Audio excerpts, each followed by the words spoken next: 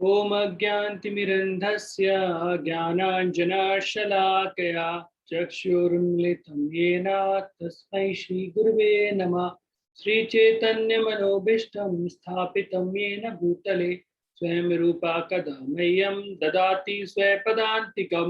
वन्देऽहं श्रीगुरौ श्रीयुतापदकमलं श्रीगुरुन् वैष्णवांश्च श्रीरूपं सागरजातं सगण रघुनाथान्वितं तं सजीवं सावधूतं सावधूतं परिजन सहितं कृष्ण चैतन्य देवं श्री राधा कृष्ण पादान् सह गंडलिता श्री विशाखान्वितं च नमः ओं विष्णुपादाय कृष्णावृष्टाय भूतले श्रीमते भक्ति वेदांत स्वामी निति नामने नमस्ते सरस्वती देवे गौरवाणी प्रचारिणे निर्विशेष शून्यवादी पाश्चात्य तारिणे नमो महावदन्याय कृष्ण प्रेम प्रदायते कृष्णाय कृष्ण चैतन्य नामने गौरत्विषे नमः।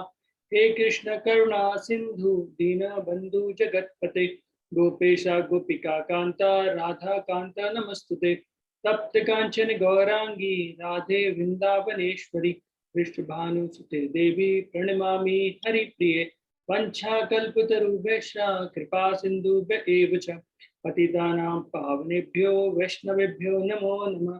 जय श्री कृष्ण चैतन्य प्रभु नित्यानंद श्री अद्वैत गदाधर श्रीवासादि गौर भक्तवृंद हरे कृष्णा कृष्णा कृष्णा हरे हरे हरे राम राम राम हरे हरे।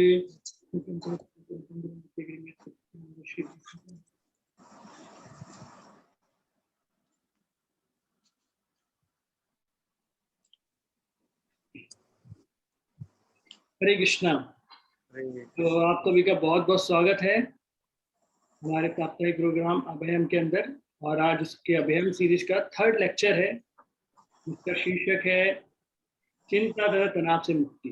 तो एक बार क्या होता है, एक व्यक्ति रहता है और वो बहुत तेजी से दौड़ते हुए जाता है और पुलिस स्टेशन की जाता है। और जब पुलिस वाले उनको देखते हैं तो कहते हैं, अरे क्या हुआ भाई, इतनी चिंता में क्यों हो, इतनी परेशानी में क्यों हो, इतनी टेंशन क्या है, क्या हुआ क्या? बोला नहीं नहीं नहीं, आप तो मुझे लॉकअप में बंद कर दीजिए।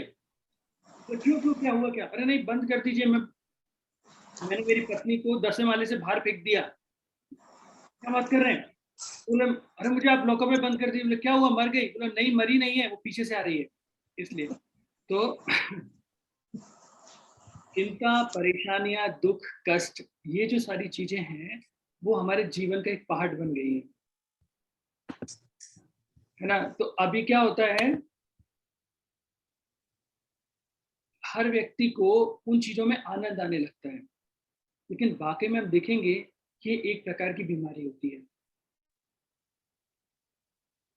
WHO ने बताया था कि जो डिसीज, ये डिप्रेशन या फिर जो स्ट्रेस है, ये वर्ल्ड की 4th नंबर की, मतलब इसमें रैंकिंग 4th है इसकी, सबसे बड़ी मतलब 4th नंबर की डिसीज है जो हर व्यक्ति को होती रहती है।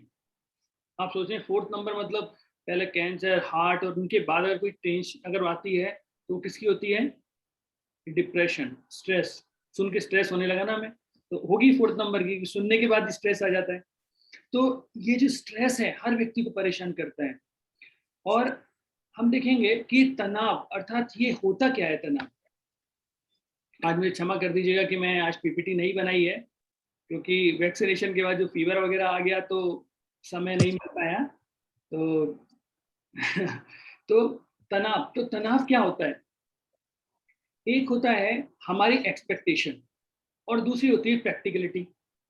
अर्थात हमने एग्जाम दिया और हमारे एग्जाम में हमारी एक्सपेक्टेशन थी कि हमारी 90% बनेगी, लेकिन हमारी 90% ना आकर हमारी 70% ही आई। तो 90 और 70% के बीच का जो गैप है, जो 20% है, वो होती है टेंशन या तनाव। तो जब कभी भी हम हमारे लाइफ में देखेंगे कुछ एक्सपेक्टेशन हमारी है और कुछ रियलिटी है, तो जो रियलिटी या प्रैक्टिकलिटी और जो एक्सपेक्टेशन के बीच का जो गैप होता है वह तनाव होता है। जिसे हम चिंताएं बोलते हैं, बहुत सारी चिंताएं में होती हैं। हमारे हिंदी में बोलते हैं चिंता और चिता में केवल एक बिंदु का अंतर होता है। कौन सी खतरनाक होती है, चिंता या चिता? तो बोलते हैं चिता जो है वो मरे व्यक्ति को एक बार जलाती है, लेकिन चिंता जिंदे व्यक्ति को बार बार जलाती है। अभी चिंताएं क्या हो सकती हैं? अनलिमिटेड है, हर चीज की चिंता हमें सता रही होती है, हर चीज की। तो ये जो चिंताएं हैं वो हमें घेरे रहती हैं। तो अगर हम ऐसा बोलें कि हम अभी टेक्निकली इतने साउंड हो चुके हैं, इतने आगे बढ़ चुके हैं, तो क्या इससे हमारी परेशानी का मतलब ये चिंताओं को उसने कम किया या बढ़ाया? तो अगर सबसे ज्यादा टेक्निकली एडवांस अगर हम देखेंगे तो कोई सिटी है वो है या स्टेट है वो कौन है? America, USA. तो उसके कुछ फिगर्स देखते हैं। तो वहां लिखा है 90 million people are suffering from depression. 90 million, 1 million अर्थात 10 lakh. One out of every 5 adult has serious depression problem.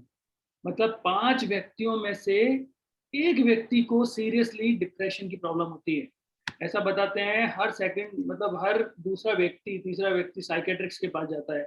इसका मतलब ये होता है कि साइकेट्रिक्स भी दूसरे साइकेट्रिक्स के पास जाता है। साइकेट्रिक्स अर्थात मनोवैज्ञानिक या मनोचिकित्सक।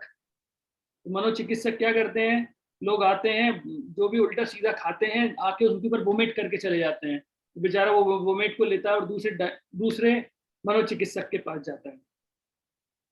और बहुत सारे मनोचिकित्सक सुसाइड्स कर लेते हैं क्योंकि इतना झेल नहीं पाते हैं।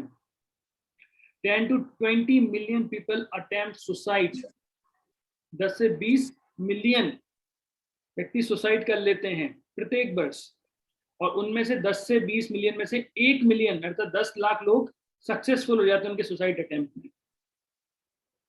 और जो 1 मिलियन जो सक्सेसफुल हुए हैं अर्थात 10 लाख जो सक्सेसफुल हुए हैं, उनमें से 3/4 व्यक्ति जो हैं उनका कारण था, सुसाइड का कारण था stress. 43.7 million dollars are lost every year due to effect of people suffering from depression. 43.7 billion dollars, इतना बड़ा अमाउंट केवल डिप्रेशन से बाहर निकलने के लिए होता है। एक मेरा दोस्त मुझे बता रहा था कि बोला आईआईटी में आप जब भी जाएंगे और आईआईटी में ऐसी हालत होती है, अगर आप बोल दो सर मुझे टेंशन हो रही है, मैं तो लगता है मुझे सुसाइड अटेम्प्ट, बोलते हैं बेटा तू एग्जाम मत दे, हम तो यूं ही पास कर देते हैं, तू शांत रहे थोड़ा सा। क्योंकि हर आईआईटी में आप हर जगह केस देखेंगे कि बच्चे सुसाइड कर रहे होते हैं, उनके कोई सॉल्यूशन नहीं होते हैं। कुछ समय पहले मैं एक वीडियो देख रहा था, तो किसी ने मुझे एक वीडियो भेजा था 2012 बैच के एक आईएएस ऑफिसर का। और आईएएस, आप इसे गूगल में सर्च कर सकते हैं, मैंने पहले भी इसका एग्जांपल दिया है। तो 2012 रैंक का एक आईएएस ऑफिसर था जिसने सुसाइड कर ली थी। और सुसाइड के पीछे कारण क्या था? सिंपल से इतना सा कारण था कि उसकी पत्नी और उसकी माँ के बीच में नहीं बनती थी। देखिए, एक आईएएस ऑफिसर जिसे डीएम भी बोलते हैं हम लोग, या वो जिले का मालिक होता है, वो पूरे जिले को संभाल पाता है, लेकिन अपने घर की जो लेडीज हैं, एक माँ और दूसरी पत्नी, उनको नहीं संभाल पा रहा है। और स्ट्रेस के साथ उसने पूरा वीडियो बनाया। वीडियो बनाने के बाद उसने बताया कि मैं दिल्ली में जाके ये कर लूंगा।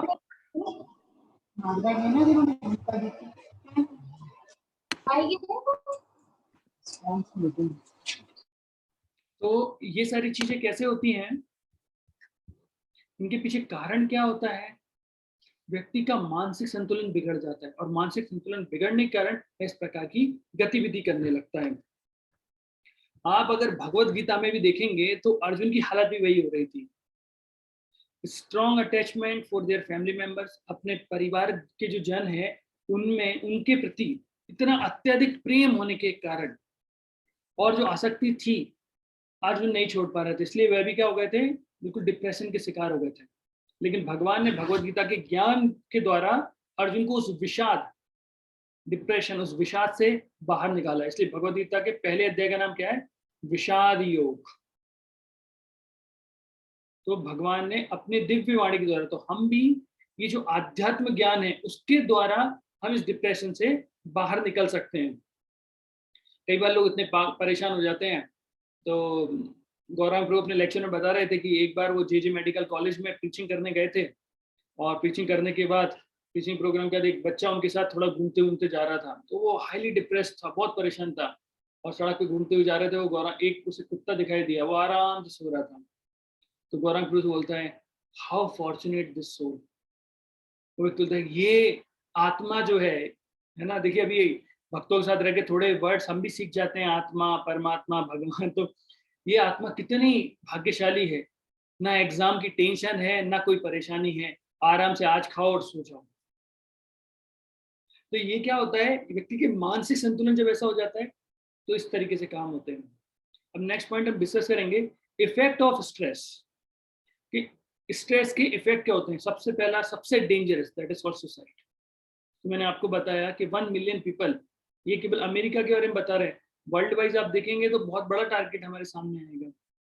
इतने सारे लोग सुसाइड कर लेते हैं क्योंकि ये मानसिक संतुलन व्यक्ति का बिगड़ जाता है। और जब व्यक्ति मानसिक रूप से विक्षेप हो जाता है, आई थिंक हमारी गवर्नमेंट, शायद भारत सरकार में भी ऐसा है कि, मैं तो जानता नहीं, शायद प्रभु जी, प्रभा से तो बता सकते हैं प्रभु जी, कि अगर कोई व्यक्ति मानसिक रूप से विक्षेपित होता है तो उसे मरे के समान ही मानते हैं, राइट प्रभु जी? प्रभु जी, उसकी भी एक स्टेज है, कई कैटेगरीज होती हैं। जो विक्षिप्तता होती है उसमें जो बहुत हाई लेवल वाली विक्षिप्तता, पागलपन होती है, उसमें माना जाता है। अच्छा, धन्यवाद प्रभु जी। तो प्रभु जी बताया कि मतलब एक स्टेज पे जाके उस व्यक्ति को भी वो इक्वल्स टू मान लेते हैं, जब वो हाई स्टेज जी होता है। प्रभु जी, जी। तो आप देखिए कि मानसिक रूप से व्यक्ति गया तो हम बताते हैं कि वो भौतिक रूप से, फिजिकल रूप से वो व्यक्ति खड़ा नहीं रह सकता है। और इसे क्या बोलते हैं, जब व्यक्ति के ऊपर स्ट्रेस इतना हावी हो जाता है। अगर मैंने कई बार लोगों को बताया है कि देखिए, शास्त्रों में बताया गया है कि जब 40,000 बिच्छू एक साथ डंक मारते हैं तो जितना कष्ट होता है व्यक्ति को, वो कष्ट होता है मरने के समय में। सांप काटता है तो सांप के अंदर जहर जाता है किसी शरीर में, तो इतना दर्द नहीं होता, लेकिन बताते हैं कि बिच्छू के डंक मारने पर ऐसा लगता है जलता हुआ चारकोल किसी व्यक्ति ने हमारे हाथ में रख दिया है। तो इतना दर्द होता है, और सोचिए 40,000 बिच्छू के डंक मारने पर इतना कष्ट होगा। तो कोई व्यक्ति उस 40,000 बिच्छुओं में जो डंक मारते हैं, वो दर्द सहने के लिए तैयार है, लेकिन वह जीवन के भार को नहीं संभाल पाता। उसको लगता है कि मेरे पास अभी संसार में कुछ बचा ही नहीं। दूसरा होता है, जैसे व्यक्ति के अंदर ये स्ट्रेस की लेवल बढ़ता है तो उसकी जो वैल्यूज हैं वो कम होने लगती है लाइफ में। जैसे आप देखेंगे कि ऐसा बताते हैं कि 1950s में, अच्छा 1950 में स्कूलों में 3 बड़ी परेशानियां थी। हमारे इंडिया में तो नहीं, लेकिन बाहर कंट्रीज में ऐसी परेशानी थी कि बच्चे 3 बड़ी चीजें करते थे। पहला क्या करते थे कि जो टीचर्स की टेबल होती थी उसके अंदर, डेस्क के अंदर वो च्युइंगम चिपका के आ जाते थे। दूसरा, जब मैडम जब पढ़ाती थी तो उस समय वो बात करते थे। और तीसरा, वो जैसे जैसे मैडम पढ़ाती जाती थी तो उन्हें डिस्ट्रैक्ट करते रहते थे, हटाते थे। तो ये 1950 में थी, लेकिन 1990 तक आते आते ये परेशानी किसमें बदल गई। 90 तक आते आते ऐसे हो गया है कि व्यक्ति एब्यूजिंग वर्ड्स यूज करने लगे और ड्रग्स के एडिक्शन हो गया उनको। टीनेजर प्रेगनेंसी बढ़ गई, और इस समय तक अमेरिका में बच्चे गन्स लेके आते थे, टीचर ने कुछ बोला और शूट कर देते थे। तो आप सोच सकते हैं 90s का फिगर है। अभी अगर हम 2000 या 2020 या 21 की बात करें, 21 की तो कुछ नहीं कर सकते क्योंकि ऑनलाइन क्लासेस चल रही हैं, तो बच्चे कुछ भी नहीं कर सकते, वीडियो गेम की तरह ही गोली मार सकते हैं। लेकिन आप देखेंगे 2020 तक या 2020 2019 तक किस लेवल तक डिग्रेडेशन आ चुका होगा। और उसके पीछे कारण क्या होता है, स्ट्रेस। अभी स्ट्रेस किसी भी तरीके का हो सकता है और ये कहीं से भी जनरेट हो सकता है। हम उसके अंदर भी जाएंगे। से बच्चों के अंदर मोस्टली कहाँ से आता है, बच्चों के अंदर आता है कि वो जिस टाइप के गेम्स खेलते हैं। आपने देखो नॉर्मली बच्चों को क्या है, ये गेम्स खेलने की आदत होती है ना, और उसमें क्या होता है, वो गोलियां मारते रहते हैं, उन्हें पता नहीं होता रियल में क्या होता है। लेकिन ये वायलेंट, इतना ज्यादा वायलेशन, इतनी अहिंसा के अंदर वो प्रवेश कर जाते हैं कि उन्हें समझ में भी नहीं आता है। एक बार मुझे याद है कि मैं अपने भाई के साथ मेरी सिस्टर के यहाँ शादी में गया था। तो मोस्टली शादियों में क्या करते हैं लोग, अपनी पिस्टल और बड़ी बड़ी बंदूकें लेके जाते हैं। तो मेरा भाई लेके गया था। तो ले जाने पर मैं उनके साथ था, तो एक छोटा बच्चा आया, ज्यादा उम्र नहीं थी, 5-7 साल होगी। वो आके बोलता है कि आप मुझे एक गोली मार दीजिए, केवल एक गोली आप मार दीजिए। देन मेरा भाई हंसने लगा, मैं भी हंसने लगा। बोला क्यों? मैंने कहा पता है गोली मारने से मर जाते हैं। बोला हाँ मर जाते हैं, लेकिन फिर जिंदा हो जाते हैं ना, फिल्मों में मैंने देखा है। तो मैंने उसका हाँ ठीक है, एक काम करो, जाओ पानी लेके आओ। बच्चा दौड़ के जाता है, पानी लेके आता है, सब कुछ करता है, लेकिन उसकी इच्छा क्या थी कि आप एक गोली मार दीजिए मुझे केवल। मैंने उसका ठीक है, एक काम करो, जाके सामने खड़े हो जाओ। तो सामने खड़ा हो गया। मैं उससे टेस्ट कर रहा था कितना इसके अंदर ये कितनी इंटेंसिटी से चाहता है कि इसे गोली मारी जाए। लेकिन क्या होता है, ये जो इस प्रकार का परेशानी होती है, इस प्रकार की भावनाएं व्यक्ति के अंदर आ गई हैं, आप बाहर नहीं निकल सकते। उसे लग रहा है कि गोली मारने पे कुछ नहीं होने वाला है। तो जब मेरे को ये इस तरीके की चीजें देखी, तो समझ में आया कि टीबी का प्रभाव व्यक्ति पे कितना हैवी होता है। थर्ड, हम देखते हैं फिजिकल डिसीज। अब फिजिकल डिसीज के बारे में बात करें तो अगर आप आयुर्वेद पे जाएंगे, तो आयुर्वेद जब भी कफ पित्त वायु इन सब के बारे में बताता है कि हमारा शरीर कफ पित्त वायु से मिलकर बना होता है, और इन 3 चीजों के सहयोग से या फिर उनके सब चीजें गलत हो जाती हैं, तो उसके कारण हमारे शरीर में रोग उत्पन्न होने लगते हैं। और ये जो रोग होते हैं, उसका एक मुख्य कारण बताया है व्यक्ति की अनियमित दिनचर्या। और उन्होंने बताया जब कभी भी आपके शरीर के अंदर कोई बीमारी पैदा होती है, तो उसका पहला कारण होता है कि आपके मानसिक रूप से आप परेशान हैं। तो मेंटली, तो उन्होंने बताया सबसे पहले रोग जो होता है वो मेंटली अर्थात आपके दिमाग में आता है, और दिमाग से आने के बाद वो आपके शरीर में प्रवेश करता है। तो स्ट्रेस के कारण भी इतनी परेशानी होती है।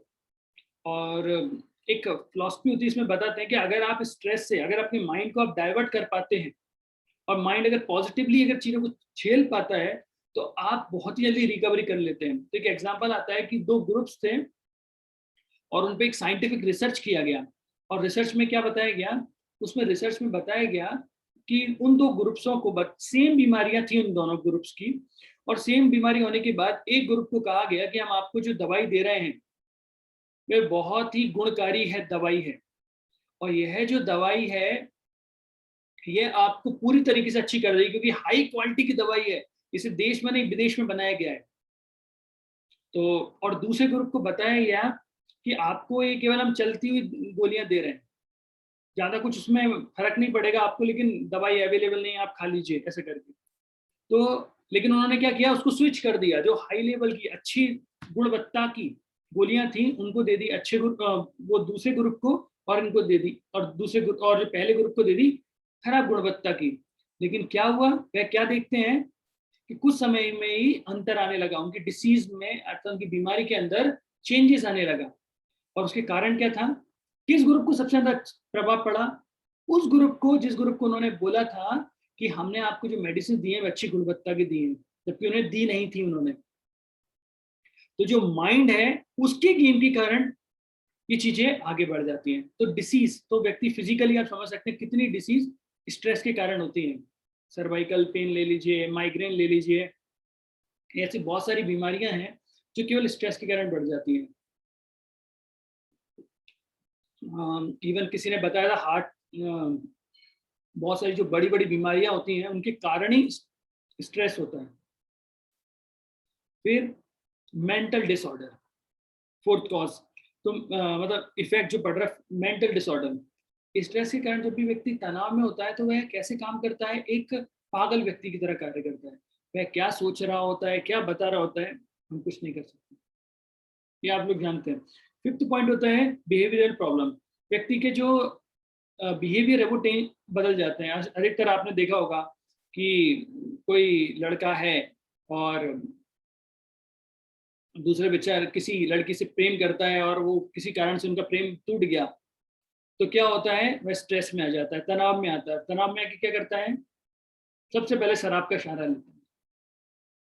तो ये ड्रग्स और ये सारी गंदी आदतें जो लगती हैं वह उसका कारण भी स्ट्रेस ही होता है। तो ये बिहेवियर पैटर्न होते हैं। इवन आप देखेंगे कि घर में छोटी छोटी बातों पर तनाव जो बढ़ जाते हैं, और उसका एंड रिजल्ट होता है डाइवोर्स। जैसे बताते हैं कि इंडिया के अंदर 1950 और 1960s में जब पहला डिवोर्स हुआ था तो पेपर की फ्रंट लाइन में, फ्रंट जो न्यूज थी वो थी कि इंडिया के अंदर पहला डिवोर्स हुआ। उससे पहले किसी का नहीं हुआ था, वो केवल फिल्म स्टार वगैरह का जो पहली बार हुआ था, तो इंडिया के अंदर वो बड़े बड़े पेपर्स में आया था डाइवोर्स। लेकिन आजकल क्या हो गया है, छोटी सी लड़ाई होती है, छोटी सी परेशानी बढ़ती है, व्यक्ति डाइवोर्स के अंदर बढ़ जाता है। जबकि अगर आप जाएंगे ढूंढने के लिए तो हमारे पास डाइवोर्स नामक ऐसी कोई भी चीज नहीं है। तो ये इफेक्ट्स व्यक्ति के अंदर पड़ते हैं। अब मैं आपको लेके चलूंगा root cause of this stress, कि इसका रूट कॉज क्या है। देखिए, आप अगर देखेंगे कि बहुत सारी ऐसी किताबें हैं जो आपको बताएंगी कि स्ट्रेस मैनेजमेंट किस तरीके से खत्म हो सकता है, लेकिन वो कभी भी उस रूट पे नहीं जाती। तो उनका तरीका कैसा होता है कि एक बार एक व्यक्ति था और वह एक नदी के पास में जाता है और नदी के पास जाके देखता है कि वहां पर क्या है, आम दिखाई देते हैं उसे, और वो आमों को देखता है। जबकि आम कैसे रहते हैं, आम एक्चुअली एक पेड़ पे लगे होते हैं, आम पेड़ पे लगे होते हैं और उसकी जो शैडो है, अर्थात ये बोल सकते हैं उसकी जो परछाई है वो पानी में दिख रही होती है। और परछाई जब पानी में दिखती है तो पानी में दिखने के कारण वो आम के लिए है।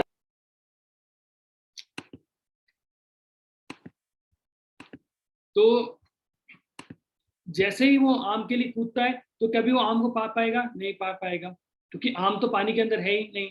और वहां पे पास में लोग बाग कुछ बुक सेल कर रहे होते हैं, 5 इफेक्टिव वेज, 5 अच्छे तरीके जिनके द्वारा आप पानी में से आम को प्राप्त कर सकते हो। क्या कभी संभव है ये चीज? कभी संभव नहीं है, क्योंकि पानी में आम है ही नहीं, तो कहां से मिलेंगे? पानी, जो आम थे वो तो पेड़ पे लग रहे हैं, उसकी परछाई पानी में दिखाई दे रही है। तो कई बार हम भौतिक रूप से देखते हैं तो देखने पर हमें लगता है कि हमें सॉल्यूशन मिल जाएगा, लेकिन नहीं मिलता है।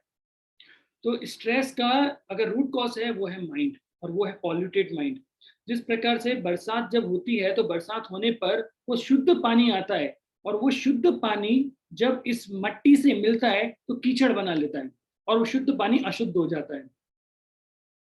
उसी तरीके से जो हमारा प्योर माइंड रहता है, वो जब इस भौतिक संसार में और भौतिक चीजों के साथ जब सहयोग करता है, तो उस सहयोग मात्र के कारण ये जो उसके अंदर इम्प्योरिटी या पॉल्यूशन आ जाता है। जैसे आपको ऑलरेडी पता है, जैसे हमें बताया ना कि हमारे कितने प्रकार के शरीर होते हैं, 3 प्रकार के शरीर होते हैं, या हम बोल सकते हैं 2 प्रकार के शरीर और एक आत्मा। तो हमारे ऊपर कितने आवरण है? 2 प्रकार के आवरण है। पहला होता है ग्रॉस, है ना, या फिर इसको बोलेंगे स्थूल शरीर। तो स्थूल शरीर किससे मिलकर बना होता है? 5 मूलभूत चीजों से, हमने कई बार डिस्कस किया है ना, पृथ्वी, जल, आकाश, है ना, इन सब चीजों से मिलकर बना होता है। तो इनसे हमारा एक स्थूल शरीर बनता है, और स्थूल शरीर बनने के बाद उसके अंदर हमारा सूक्ष्म शरीर बनता है, इसे सटल बॉडी हम लोग बोलते हैं। और ये सूक्ष्म शरीर जो होता है वो 3 चीजों से मिलकर बना होता है। वो क्या क्या होता है? मन, बुद्धि और अहंकार। और ये जो आवरण है ये बहुत ही, हम बोल सकते हैं दिखता नहीं है, लेकिन हमारे शरीर पे इसका प्रभाव सबसे ज्यादा होता है। और उस आवरण के बाद सीधी आत्मा, प्योर सोल होती है। तो जब हमारी मृत्यु होती है तो हमारा जो भौतिक शरीर है वह तो नष्ट हो जाता है, लेकिन जो हमारा सटल बॉडी है, या फिर हम बोलेंगे जो सूक्ष्म शरीर है, ये नष्ट नहीं होता है। इसलिए कई बार आप रीइंकार्नेशन के केसेस में देखते हैं, लोगों को याद रखनी है चीजें। अब ये जो मन होता है, तो मन के ऊपर देखिए, मन, बुद्धि, अहंकार, 3 चीज हुई। तो मन जो है उसका बॉस होता है कौन? फॉल्स ईगो या फिर अहंकार। तो ये जो अहंकार है, ये इज द रूट कॉज, वो सबसे मेन कारण है जो मन को बिगाड़ता है। अब हम अहंकार को कैसे समझेंगे? तो अहंकार किस तरह की चीज होती है? आई, आई सेंटर्ड लाइफ। अहंकार मतलब मैं हूं भाई, मी एंड माइन, मैं और मेरे लोग। तो जहां पर भी ये अहंकार जैसी चीज आएगी, वहां पर व्यक्ति को क्या होगा? परेशानियां होंगी। देखिए, माँ की इतनी महिमा के बारे में बताया गया है, हम भी देखिए। लेकिन जब माँ से सौतेली माँ बदल जाती है तो 180 डिग्री का शिफ्ट आ जाता है। माँ शब्द कहते ही हमारे अंदर जो एक निर्मल प्रेम के बारे में हम बात करते हैं कि भाई इतना प्रेम होता है, इतना त्याग की भावना होती है, सब कुछ होता है। लेकिन वहीं पे जैसे आपने वर्ड बदला सौतेली माँ, तो तब समझ में आ जाता है इसे अमरीश पुरी या फिर कुछ ऐसे ओमपुरी, ये ऐसे किरदार हैं कि जिनको आपने अगर वो अच्छे रोल भी करेंगे फिल्म में तो आपको लगेगा नहीं नहीं ये तो गद्दार होगा, एंड में यही गद्दार निकलेगा। और अगर वो अच्छा व्यक्ति निकल जाए तो हमको विश्वास नहीं होता है। तो उसी तरीके से ये जो सौतेली माँ है, वो वर्ड ही सुन के समझ में आता है ये निगेटिव वर्ड। तो उसी तरीके से क्या होता है, ये जो आई मतलब मैं, और ममता, माँ की जो ममता होती है उसका कारण मतलब भी क्या होता है, ममता। मम मतलब मेरा, ता मतलब अंश, क्योंकि ये मेरा अंश है जो मुझसे कनेक्टेड है, इसलिए मैं इसे प्रेम करती हूँ। तभी तो पापा अपने बच्चों को पैसा भेजते हैं, पड़ोसी के बच्चे को कहाँ भेजते हैं? क्योंकि वो उनकी पार्ट नहीं है, उनकी रिस्पॉन्सिबिलिटी नहीं है। तो जहां पर मैं और जैसे मैं मतलब ये मेरा शरीर है, और ये सारे आवरण जब आ जाते हैं मन में तो उसको पॉल्यूट होते रहते हैं, पॉलिसी को। और सबसे बड़े जो इस हमारे अहंकार या बोल सकते हैं हमारे मेन चीज माइंड के शत्रु होते हैं, वो 6 होते हैं, ये हम 6 रिपु बोलते हैं। वो क्या क्या होते हैं? काम, क्रोध, लोभ, मोह, मद, मत्सर है। आप देखिए मन एक ऐसी चीज होती है कि वो हमारे अंदर हमारे शरीर में रहते हुए भी हमसे शत्रुता कर बैठता है और हम पकड़ भी नहीं पाते हैं। जैसे मान लीजिए किसी दो पार्टियों की लड़ाई हो रही है, दो व्यक्ति के बीच में युद्ध चल रहा है। तो ये जो सफेद कपड़े पहने हैं वो एक साइड है और जो काले कपड़े पहने हैं वो दूसरे साइड है। तो जब सफेद और काले लड़ते हैं तो हमें पता होता है काले वालों का शत्रु सफेद है, सफेद वालों का शत्रु काला है। लेकिन मन क्या करता है, मन हमारे अंदर ही रहता है और हमारे सैनिकों से हमको ही मार देता है। मतलब काले के अंदर ही वो सफेद वाला बैठा हुआ है, मतलब सफेद जो शर्ट उसकी है वो काली शर्ट पहन के काले से लड़ाई करता है, उसे मार देता है। तो मन क्या करता है, इतनी प्रकार की हमारे अंदर से चीजें निकालता है। अभी हम बात करते हैं काम, क्रोध, लोभ, मद, मत्सर, ये सारी चीजें हमारे काम मन के कारण ही होती हैं। अब आप देखेंगे लालच की भावना, लालच की भावना कहाँ से उत्पन्न होती है? व्यक्ति के मन से होती है। और ये जो ग्रीड होती है वह कभी संतुष्ट नहीं होती है। चलिए मैं आपको एक छोटा सा एक वीडियो दिखाता हूँ, तो आपको उससे समझ में आएगा कि ग्रीड किस तरीके से अफेक्ट करती है हमें।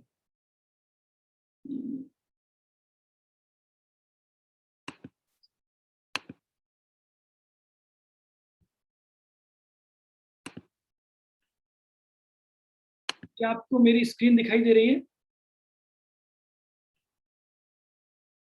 यस प्रभु। अच्छा ठीक है प्रभु जी, तो ये मैं आपको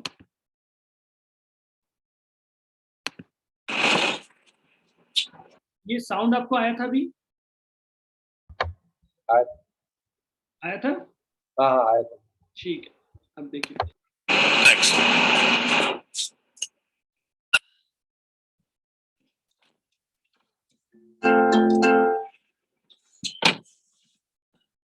हार्वी, जानते हो मेरा दोस्त है ना पॉल, उसने प्राइवेट जेट खरीदा है।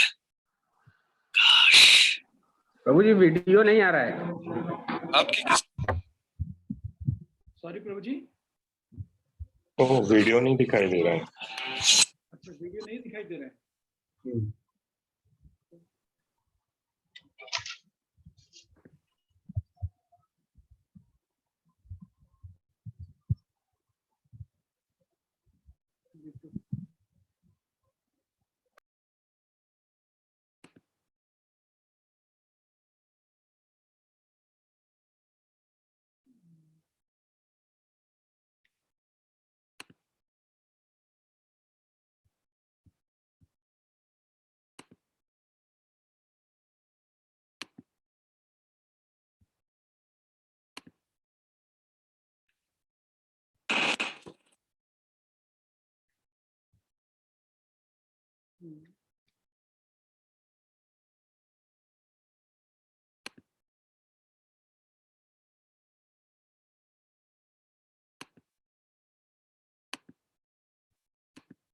क्या आपको अभी मेरी स्क्रीन दिखाई दे रही है, वीडियो दिखाई दे रहा है?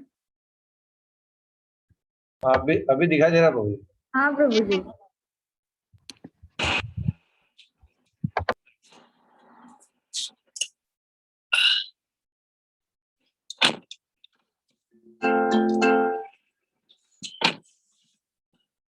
हार्वी, जानते हो मेरा दोस्त है ना पॉल, उसने एक प्राइवेट जेट खरीदा है। काश मेरी किस्मत भी ऐसी ही होती। आपकी किस्मत भी बुरी नहीं है सर। तुम समझ नहीं रहे, उस जेट में जो खुशी है वो इस कार में कहाँ है।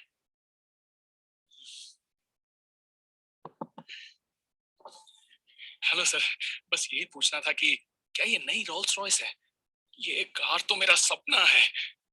हाँ, नई वाली है। कसम से अगर ऐसी कार मेरे पास होती तो मजा आ जाता, लेकिन मेरे पास तो खटारा है। आप बहुत खुशकिस्मत हैं।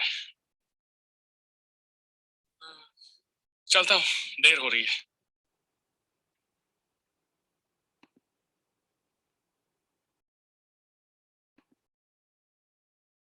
तो आई थिंक आपने देखा होगा कि इसमें इतने अच्छे तरीके से उन्होंने बताया कि जो व्यक्ति था वो क्या देखना चाह रहा था, क्या चाह रहा प्रभु था। जी वॉइस बहुत कम आ रही है आपकी। अभी क्लियर है? अभी साउंड ठीक है? प्रभु जी अभी भी कम ही है। तो जी इसके अलावा कोई सॉल्यूशन नहीं। मैंने लैपटॉप को जितना क्लोज रख सकता था मैंने रख लिया है। ठीक है प्रभु जी, अभी सभी ठीक है। तो ये जो अभी आप देखिए उसके पास रॉयस रॉय है। आप जरा अपना हाथ रेस कीजिए, कितने लोगों के पास ये कार है। प्रदीप जी ने पहले से ही कर रखा था, शायद उनका सपना है इसलिए वो दिखाई दे रहा है। किसी के पास नहीं है, लेकिन वो क्या बोल रहा है कि मेरा दोस्त जो पॉल है वो कितना खुशकिस्मत है क्योंकि उसके पास क्या है, प्राइवेट प्लेन है। कैन यू इमेजिन, इस लेवल पर अमीरी पे जाने पर भी व्यक्ति की जो इच्छाएं वो खत्म नहीं होती है, वह संतुष्ट नहीं है, वह खुश नहीं है। और ये आप देखिए, मैंने आपको जो पहला बताया था तनाव क्या होता है, हमारी एक्सपेक्टेशंस और हमारी रियलिटी बीच के जो दोनों के बीच का गैप है, दैट इज कॉल्ड स्ट्रेस। तो ये व्यक्ति रॉयस रॉय में बैठकर भी उसको पसीने आ रहे हैं। क्यों? वो पसीने लाने का कारण क्या है? उसके पसीने आने का कारण है उसकी एक्सपेक्टेशन। जबकि इतनी हाई चीज होने के पास, हमने तो शायद आई थिंक मैंने तो कभी देखी नहीं अपने जीवन में, लेकिन इतना सुनकर व्यक्ति की हालत खराब हो जाती है। तो ये कारण क्या है? ये हमारा जो मन है ना, वही हमारा शत्रु बन जाता है। तो ये एक रूट कॉज होता है हमारी परेशानियों का, जो हमें बार बार वो रखता है। तो क्या करना चाहिए? तो क्या हमारे पास ऐसा बोलेंगे कि हम लोग कि ये हमारे पास कोई इच्छाएं नहीं होनी चाहिए, कोई डिजायर नहीं होनी चाहिए प्रभु जी, तो हम अपनी लूना से चल रहे हैं, लूना से चलें, कभी हमारी इच्छा ही ना हो कि हमारे पास अल्टो कार भी हो। तो उसका भी सॉल्यूशन होता है। तो जब अगर माइंड उसका कॉज है, अगर सब रूट कॉज है, तो सॉल्यूशन भी हमें माइंड पे जाके करना पड़ेगा। तो उसका मैं आपको सिंपल एग्जांपल देता हूँ। यहाँ पे बहुत सारी माएँ हैं, तो आई थिंक उनको ये उदाहरण ज़्यादा समझ में आएगा। कि आपने कई बार देखा होगा कि बच्चा जब 1-1.5 साल का हो जाता है तो ज़्यादातर वो माँ की गोद में नहीं रहता है, उसके पैर लग जाते हैं, तो वो क्या करने लगता है, दौड़ने लगता है ना। तो माएँ क्या करती हैं, कई बार अपनी सहेलियों के साथ जाती हैं और उनसे बात कर रही होती हैं। अब बच्चा जो है वो गोद में नहीं रहता है, वो क्या करता है, नीचे उतरता है। तो माँ क्या करती है, उसे नीचे छोड़ देती हैं और माँ बात करती रहती है, अच्छा उसने ये साड़ी खरीदी थी, अच्छा मैंने तो कभी खरीदी नहीं, ये उसने गहने खरीदे थे। तो इस तरह की अलग अलग तरीके की वो बातें करती रहती हैं। लेकिन बातें करते करते उनकी एक आंख जो रहती है वो हमेशा कहाँ रहती है, अपने बच्चे के ऊपर रहती है। और उन्होंने क्या किया होता है, अपने मेंटली माइंड के जरिए से उसकी एक बॉर्डर बना रखी होती है कि जब तक ये कमरे के अंदर रहेगा तो जहां भी घूमना है वहां तक घूमो। जैसे ही पार जाता है तो मम्मी सारी साड़ी और गहने छोड़कर भागती हैं और अपने बच्चे को पकड़ के लेके आ जाती है। तो हमें भी क्या करना चाहिए, इस एग्जाम्पल को समझना चाहिए डीप रूटेड। हमको हमारी इच्छाएं हैं या जो भी चीज है उसकी एक बाउंडेशन, एक बाउंड्री निर्धारित कर देना चाहिए कि भाई आपको इतना ही जाना है। अगर आप इन इच्छाओं को इससे ज्यादा ऊपर लेके जाएंगे, जैसे मैं बोलूं नहीं प्रभु जी ये जो माया है वो बहुत खराब होती है, मैं तो फोन ही नहीं खरीदूंगा, स्मार्टफोन खरीदूंगा ही नहीं। स्मार्टफोन होने के कारण आज आप प्रवचन सुन पा रहे हैं, हम लोग अलग अलग बैठे हैं फिर भी हम उसका यूटिलाइज कर रहे हैं। तो हमको पता होना चाहिए कि इसका कितना यूटिलाइज करना है। तो आपने जैसे अपने माइंड में बना ली कि मुझे इतनी चीजें चाहिए, अब कोई बोले नहीं मैं लेक्चर तो प्रभु जी तब सुनूंगा जब आईफोन 12 मेरे पास होगा, तो वो क्या होगा, माइंड की अननेसेसरी डिमांड्स होंगी। तो हमें नीड और डिमांड्स में अंतर समझ में आना चाहिए। ऐसा बोलते हैं आमदनी कम और खर्चा ज्यादा लक्षण है लुट जाने के।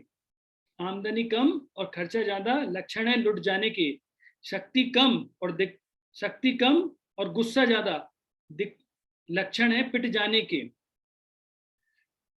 क्या है, आमदनी कम और खर्चा ज्यादा लक्षण है लुट जाने के, और शक्ति कम और गुस्सा ज्यादा लक्षण है पिट जाने के। और मैंने एक अपने भक्ति के लिए उसमें जोड़ दिया था, भक्ति कम और दिखावा ज्यादा लक्षण है गिर जाने के। तो उसी तरीके से हमको देखना पड़ेगा कि हमारे अंदर कितनी शक्ति है। एक बार हम सब डिवोटीज पूना निकले थे, और पूना जब जा रहे थे तो वहाँ पे एक फैमिली हमारे साथ थी। तो ट्रेन चल रही थी, और ट्रेन चलती ट्रेन में जो एक कपल था वो खड़े थे। तो जो उसका हस्बैंड बोलता है, अरे मैं अभी बैग नीचे रखता हूँ, अभी कूद के अभी बोल जाता हूँ, पत्नी रुके रहो, खड़े रहो, ट्रेन को पूरा रुकने दो, हाथ पैर में नहीं है दम, हम नहीं है किसी से कम। और हम लोग देख के हद रह गए कि क्या बोल रहे हैं। तो हमको समझना चाहिए कि हमारी लिमिटेशन कितनी है। आपको अपने माइंड को अच्छी तरीके से समझा देना चाहिए कि मुझे कितना कितना काम कैसे करना है, मुझे कितना पैसा कहाँ पे लगाना है। क्या मुझे 100% पैसा डोनेट करना चाहिए ऐसे गृहस्था? मैं बोलूंगा नहीं। मन तो होना चाहिए, है ना, लेकिन 100% क्या होना चाहिए, डिवाइडेशन होना चाहिए। कितना पैसा मुझे अपने घर के लिए रखना है, कितना पैसा मुझे फ्यूचर सिक्योरिटी के लिए रखना है, कितना पैसा अपने बच्चों के लिए रखना है, कितना मुझे अपने दिनचर्या के लिए रखना है, कितना डोनेशन देना है। हर चीज में हमारे पास बैलेंस होना चाहिए। अब हम सोचे वैराग्य दिखाएं, प्रभु जी 100% सैलरी हम डोनेट करते हैं, नहीं नहीं नहीं भाई, है ना, फिर वो हो जाएगा ना कि आमदनी कम और खर्चा ज्यादा और लक्षण है लुट जाने के, फिर परेशानी आएगी। तो ये हमें एक मेंटल बाउंडेशन बना देना चाहिए अपनी, कितनी बाउंड्रीज है इसमें मुझे लेके जाना है। अब कोई बोलेगा प्रभु जी टेंशन कितनी होनी चाहिए, कितनी टेंशन हमें होनी चाहिए? क्योंकि आप अगर टेंशन नहीं लेंगे, मुझे पता है क्वेश्चन आने वाला है गारंटी से, इसलिए मैं पहले इसका आंसर दे रहा हूँ कि बिना टेंशन के तो बच्चे पढ़ाई भी नहीं कर पाते। मैं बोलेगा टेंशन ही नहीं है, ठीक है कोई बात नहीं। मान लीजिए आपको ऑफिस की तरफ से टेंशन नहीं दी जाए तो ठीक है कर लेंगे, कंपनी का क्या है, चल रही है, ग्रेसिम तो कई सालों से चल रही है, अभी भी चलेगी, हम नहीं रहेंगे तो भी क्या है। बच्चों से बोलेंगे बेटा पढ़ाई कर लो, बोला पढ़ लिख के क्या करना है, आखिर हर व्यक्ति को मरना है, और वापस जन्म लेके वापस ABCD से ही चालू करना है, तो फिर क्यों पढ़ना है? या फिर हमारे बचपन में हमको तो ऐसे सुनाया जाता था कि पढ़ेगा लिखेगा तो बनेंगे होशियार, खेलेंगे कूदेंगे तो बनेंगे कमार, है ना। तो ये कई बार ऐसे या नवाब ऐसा करके बता दिया जाता था। लेकिन अभी के लिए ऐसा है कि भाई घर में रहोगे तो होशियार, जैसे पहले बोलते थे ना कि जो व्यक्ति बाहर जाता है वो होशियार, जो घर में रहता है वो निठल्ला, लेकिन बोलते जो घर में रहते हैं वो होशियार। कोरोना तो अभी मेरा यह है कि हमें में से एक मेंटल बाउंडेशन, एक बाउंड्रीज बना के रखनी चाहिए। दूसरा कि जो मैंने बताया आपको, तनाव कितना होना चाहिए, तो इसका भी आंसर हम बात पे चलते हैं माता जी के पास में। अब ये मत बोलिएगा प्रभु जी भी घर में रोटी बनाते हैं, लेकिन मैं जो एग्जाम्पल दे रहा हूँ वो रोटी के लिए दे रहा हूँ कि जब रोटी बनाई जाती है उसके लिए पहले आटा उसना जाता है, और आटा उसनते समय हम आटे में थोड़ा नमक डालते हैं, नमक में आटा डालते हैं, आटे में नमक डालते हैं, हम आटे में नमक डालते हैं। तो जब भी हम कोई काम करेंगे तो चिंता कैसी होनी चाहिए, वो आटे में नमक जितनी। अगर आपका बैलेंस बिगड़ गया तो क्या होगा, वो रोटियां कोई नहीं खाएगा। तो हमें ये ध्यान रखना पड़ेगा कि आटे में कितनी मात्रा में नमक मिलाएंगे। तो आपको जितना आटे में नमक मिलाएंगे उतना आप जब काम करते हैं उतनी आपको टेंशन होनी चाहिए। जैसे मान लीजिए कोई भी चीज हो, अगर आपने उसे बैलेंस करके किया तो आपको कभी परेशानी नहीं आएगी। लेकिन जहां आपने उसे बढ़ावा दे दिया तो प्रॉब्लम आ जाती है। तो इसको बोलते हैं पॉजिटिव इफेक्ट ऑफ स्ट्रेस। क्योंकि जो स्ट्रेस है, अगर जब हम उसे पॉजिटिव तरीके से ले लेते हैं तो वो क्या करता है, सॉरी, तो वो क्या करता है, वो अच्छा प्रभाव डालता है और हम अच्छे से काम कर पाते हैं। अगर कोई बच्चा थोड़ी टेंशन नहीं लेगा तो कभी पढ़ाई नहीं करेगा। अगर कोई गृहिणी टेंशन लेके काम नहीं करेगी तो कभी टाइम पे खाना नहीं बना पाएगी, अपनी चीज़ों पे नहीं हो पाएगी, कभी टाइम पे मतलब सुबह नहीं उठ पाएगी। आप देखिए टेंशन अगर प्रॉपर होता है ना, तो मान लीजिए आपको कल आपकी एक इम्पोर्टेंट फ्लाइट है और उसका टाइम है सुबह 4 बजे का, और आपको काम करते करते रात को 1 बज गया, आपको 4 बजे फ्लाइट है, तो आपको एटलीस्ट 2 बजे या 3 बजे उठना पड़ेगा और आप अलार्म लगाते हैं। तो आप अलार्म के पहले उठ जाएंगे या अलार्म के बाद उठेंगे?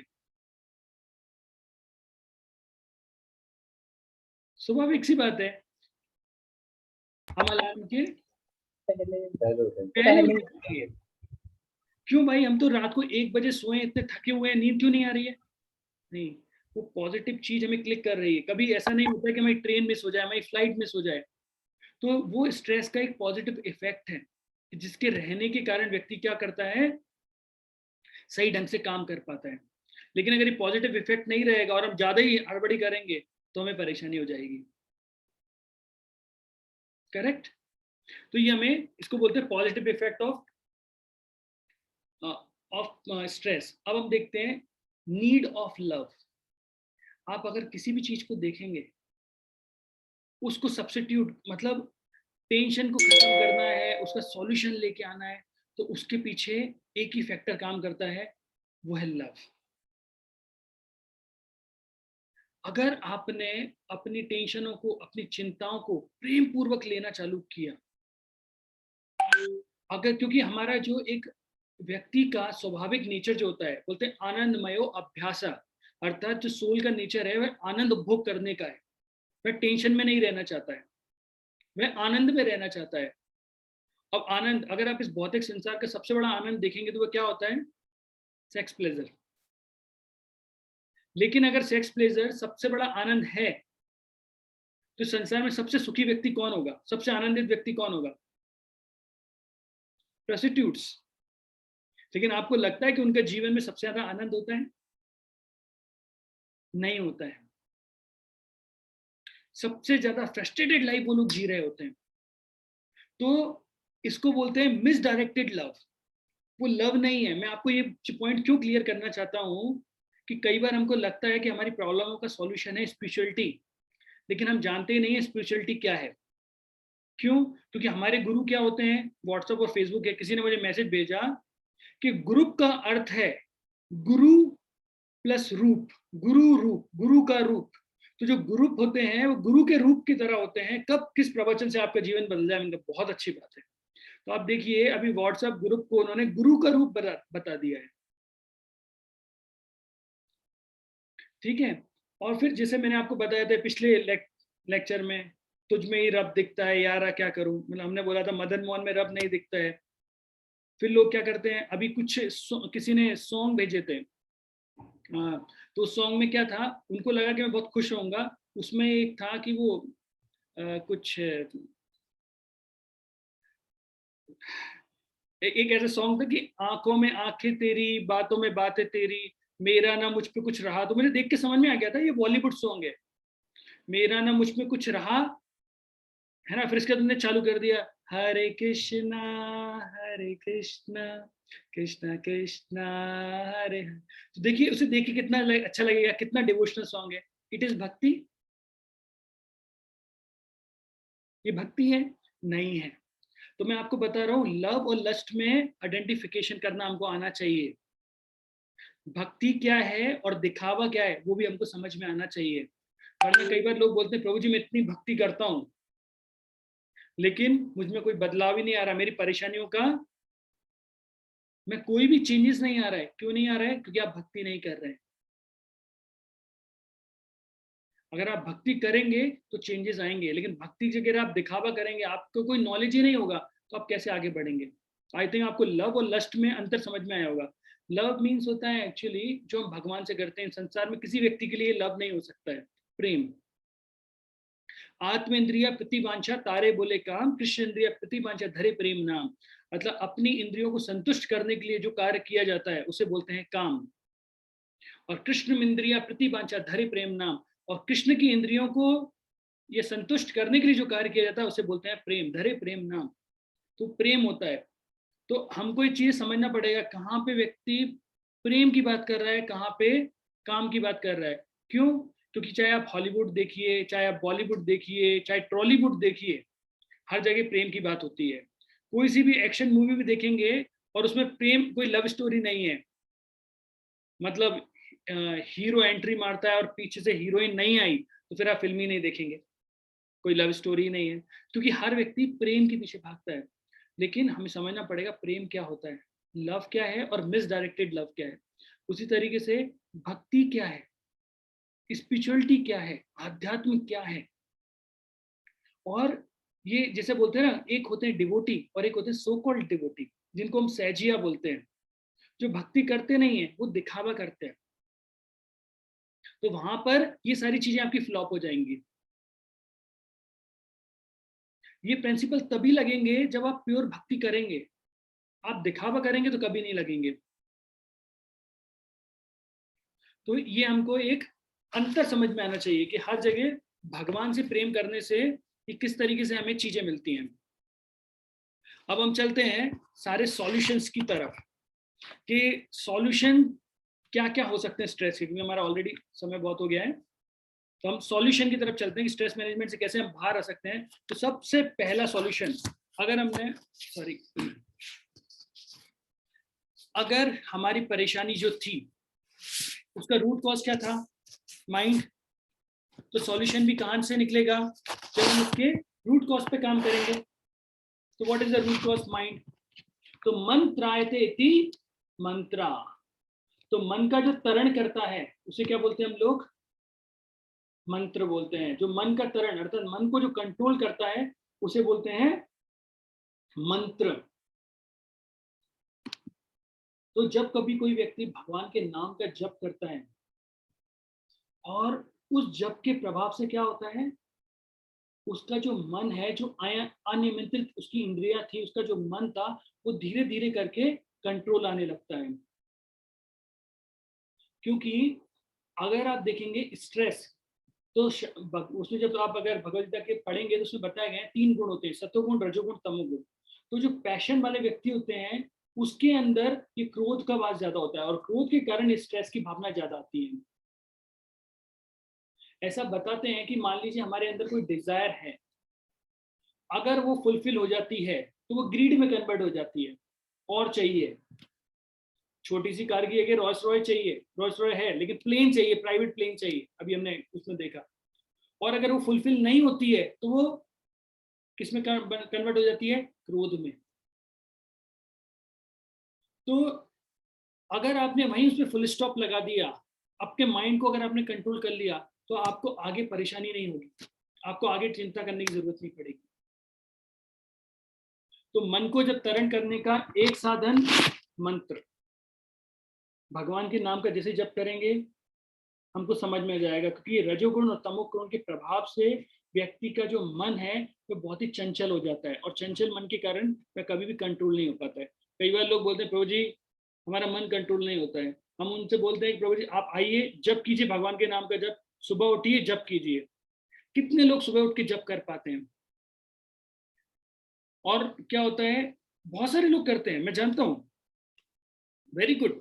जो लोग कर पा रहे हैं वो अपने जीवन में खुद ही प्रभाव देख पा रहे होंगे कि जप के प्रभाव से किस तरीके से उनके जीवन में परिवर्तन आ रहा है। लेकिन जहां नहीं कर पा रहे हैं और उसके बाद भी हम बोलेंगे प्रभु जी नहीं हो रहा है, सॉल्यूशन है।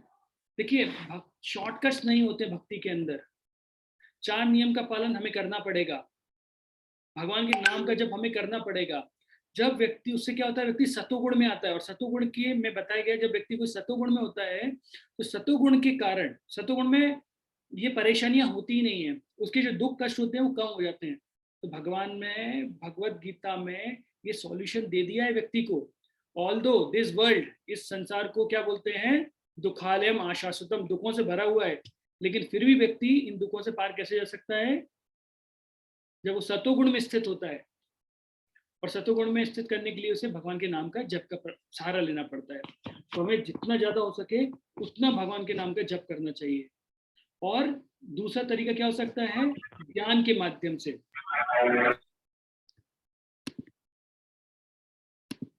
तो ज्ञान के माध्यम से भी कोई व्यक्ति किस में हो सकता है, सत्वगुण में जा सकता है। क्योंकि जब आपको किसी चीज का ज्ञान होता है तो ज्ञान के माध्यम से आप चीजों को समझ पाते हैं, आपके अंडरस्टैंडिंग का लेवल बहुत हाई होता है।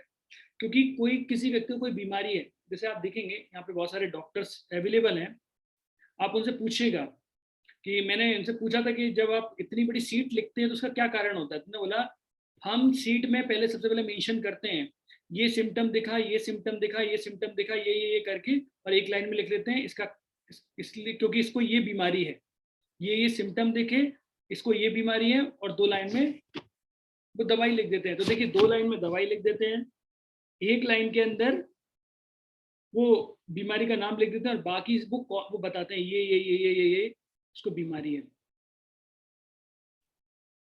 तो उस व्यक्ति को हमें आइडेंटिफाई करना आना चाहिए कि मुझे क्या परेशानी हो रही है। जैसे इसको बोलते हैं इम्पैथी नेचर। इम्पैथी नेचर मतलब अगर मान लीजिए मुझे गुस्सा आ रहा है, तो मुझे सोचना पड़ेगा कि मुझे गुस्सा क्यों आ रहा है। तो एक बुक है इम्पैथी नेचर, उसमें मैंने पढ़ा था, उसने बोला था अगर आपको गुस्सा आ रहा है, हिज होलीनेस वीर कृष्ण गोस्वामी महाराज की बुक है, उन्होंने लिखा था आपको क्रोध आ रहा है, तो आपको देखना पड़ेगा कि आपकी कोई ना कोई नीड है जो फुलफिल नहीं हुई है अभी तक, उसके कारण से आप अभी क्रोध की अवस्था में हो। मान लीजिए एक बच्चा है, वो रो रहा है, तो रोने के पीछे कारण क्या है, माँ सीधी समझ जाती है कि बच्चा भूखा है। जैसे ही आप बच्चे को दूध पिलाएंगे बच्चा चुप हो जाएगा। क्यों? क्योंकि उसकी जो नीड थी वो फुलफिल हो गई है। तो हम स्वभाव से क्या है, जीव कृष्ण दास, कर ले विश्वास आर काई दुख नहीं। तो जीव स्वभाव से कृष्ण का दास है, आत्म हमारा हम है सोल। तो सोल की जैसे नीड फुलफिल होती है उससे परेशानियां नहीं होती हैं। देखिए बड़े बड़े राजा महाराजा परेशान होते हैं, लेकिन आप साधु संघ पे जाते हैं, साधुओं के पास जाते हैं, तो उनके पास कुछ भी नहीं होता, लेकिन फिर भी वो आनंदित होते हैं। उसके पीछे कारण क्या होता है, जो उनकी नीड है, सोल की जो नीड है वो समझ गए। यूके की जो प्रेसिडेंट प्रिंसेस थी, उन्होंने एक स्टेटमेंट दिया था, मैं चाहती हूँ कि मैं अपने अगले जन्म में एक किसी झोपड़ी में पैदा हूँ, क्योंकि ये जो रॉयल मतलब इनका जो स्ट्रेस है वो मुझसे झेला नहीं होता है। तो ये हमको समझना पड़ेगा। तो पहला ये था। दूसरा है कल्टिवेटिंग द राइट एटीट्यूड। तो चीजों के प्रति हमें क्या करना पड़ेगा, राइट एटीट्यूड डेवलप करना पड़ेगा। एटीट्यूड से, जैसे आप मैनेजमेंट में अगर आपने किसी को देखा हो, किसी ने MBA किया हो, तो पहला क्वेश्चन पूछते हैं कि भाई एक ऐसा वर्ड लिखिए जिसका टोटल सम, जैसे मान लीजिए A को हम 1 देते हैं, B को 2 देते हैं, C को 3 देते हैं, तो वैसे अगर आप हर एक चीज को नंबर देते जाएं तो Z को हम 26 देंगे, तो टोटल उसका 100 आना चाहिए। तो एक ही वर्ड होता है जिसका 100 आता है, दैट इज एटीट्यूड। तो व्यक्ति का, तो प्रभुपाद जी भगवद गीता में लिखते हैं attitude in Krishna consciousness, sorry advancement in Krishna consciousness depending on attitude of the follower. तो आपकी भक्ति में कितना एडवांसमेंट होगा, आपकी परेशानी से आप कितना निकल पाएंगे, ये डिपेंड करेगा आपके एटीट्यूड पे। देखिए कोई व्यक्ति महान नहीं बनता है कि वो कितनी बड़ी पोजीशन पे है, उसकी कितनी बड़ी पावर है। वो महान बनता है कि उसके अंदर किस प्रकार का दिल है, उसकी विनम्रता के भाव से, उसके देने के भाव से। आप मुझे बताइए, एक व्यक्ति जिसको 10 लाख रुपए मिले और एक व्यक्ति जिसने 10 लाख रुपए दिए, या मैं आपसे पूछता हूं आपने 10 लाख रुपए दान किए या फिर किसी ने आपको 10 लाख रुपए दान में दिए, किस अवस्था में आप ज्यादा आनंदित फील करेंगे?